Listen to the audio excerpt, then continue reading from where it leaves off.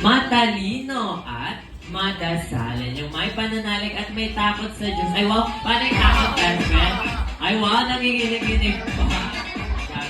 Malamangan niyo naman si best friend Jollibee for your second birthday wish na sinaya daw po ay sana'y lumaking batang hindi, okay, hindi, magiging sakitin at always strong and healthy like our best friend, Jollibee! Naku, wala pa kayo mga kamay, para pa kayo naman.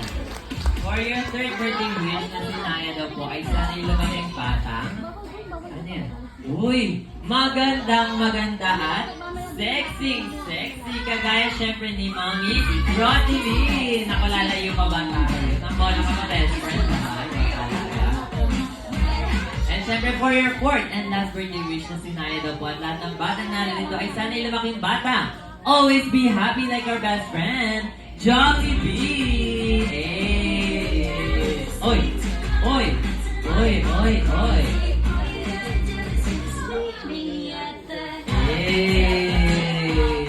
Naku, ready sa dance floor.